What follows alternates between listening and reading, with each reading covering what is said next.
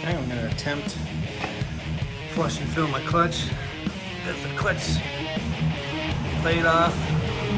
There's 3 5mm bolts, hold that on.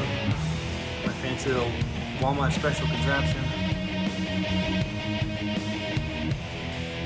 Get it up on the lift. About to pop the cover off. See how this works. Alright, get the sauce pumping. Look how fucking black that was.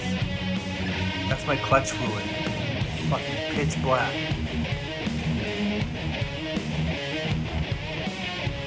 If anyone's wondering how to do this, give it a light squeeze.